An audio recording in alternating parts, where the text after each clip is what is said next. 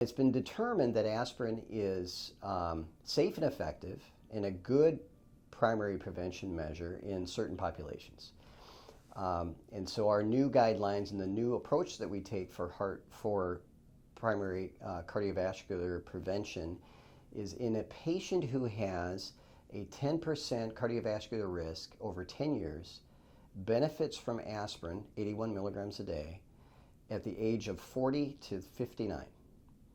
After the age of 59, at the age of 60, then aspirin, 81 milligrams daily, is not recommended, even for primary prevention. And I should explain what primary prevention is. Primary prevention is to prevent a heart attack or a stroke or a cardiovascular event in a person who's never had one.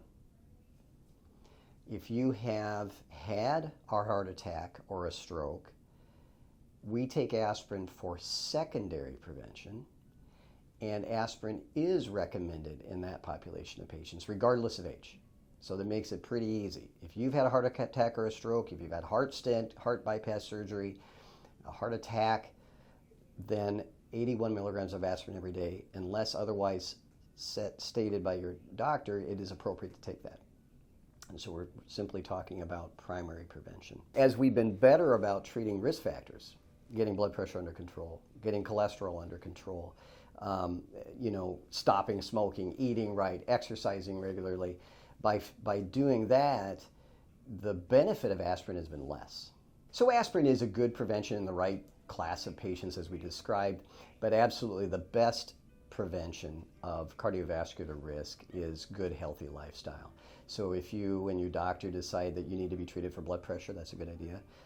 Looking at your cholesterol profile and understanding those numbers and how that you should be treating those would be appropriate, and that can be done with medicines, but also with diet and exercise. So diet and exercise is an essential part of health in general, but very important for cardiovascular health. So I always recommend 30 to 45 minutes of some kind of moderate exercise every day, and a good, healthy, low-fat, low cholesterol, and arguably low carbohydrate diet. You really do want the guidance of your family doctor, of your primary physician or cardiologist to help determine what should I do.